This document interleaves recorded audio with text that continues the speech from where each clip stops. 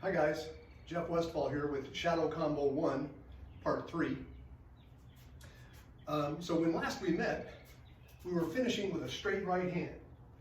Well, the next transition is pretty easy. If you've been watching my videos, you probably understand the idea of going from this leg being the driver leg to unwind and the heel goes down and it becomes the base leg, and this leg becomes the driver leg and the heel comes up.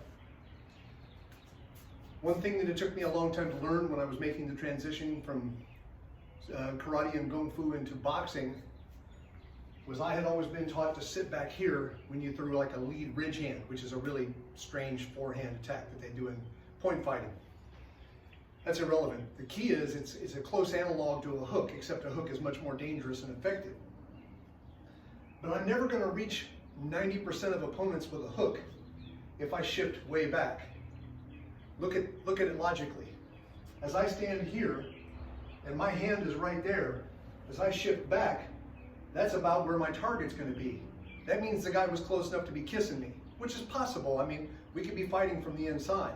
But if my opponent is here, I can't shift back and reach him. He's 3 inches beyond the end of my fist.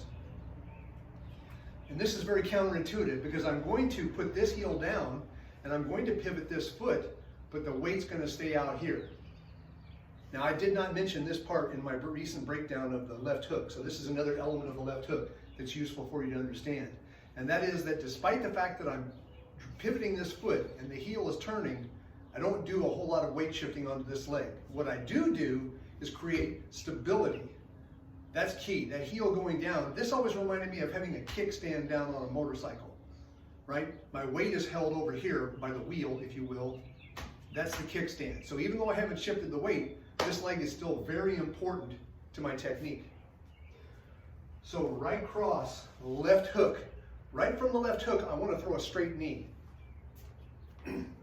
Now this straight knee works better from a kicking stance than from a boxing stance. And the reason is it's a form of relaying power through my lower body anteriorly. That's the anterior kicking structure. So I'm better off a little wider than I am when I was in the boxing stance. So my next transition is going to be as I unwind, I take a step open with my left foot. It doesn't need to be much. Your straight knee doesn't need that much opening, but a little bit is good. So from here, left foot, reach out with the right hand.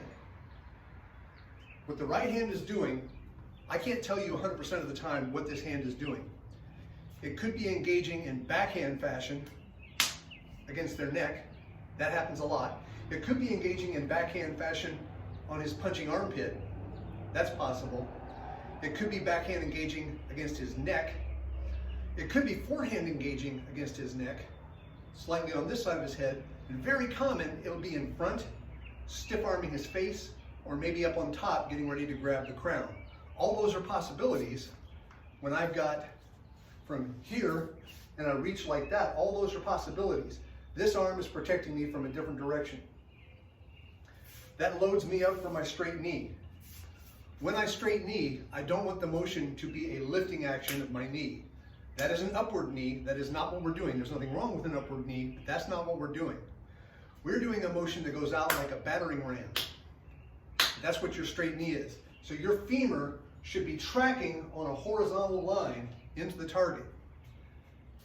Now my big toes don't work like they used to. You're supposed to elevate when you do a straight knee. And if you go back and watch video 1.1 of this series, I didn't do a very good job of that.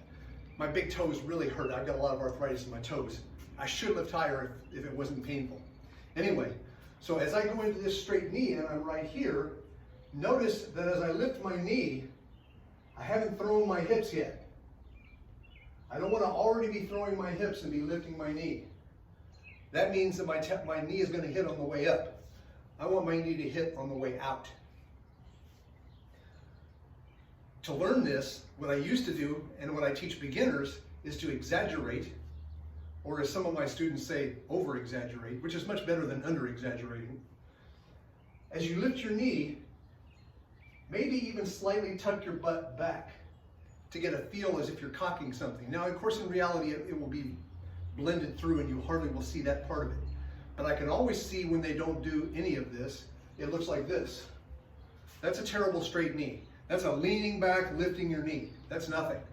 I need to have my glute on my supporting leg, popping my pelvis forward so that my knee comes out like a spear and drives through the opponent. In that fashion. That's a straight knee from two legs, and that's an outward straight knee.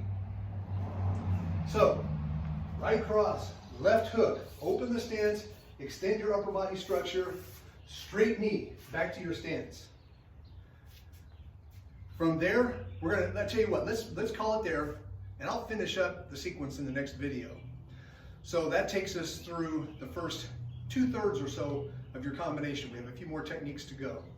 See you next time.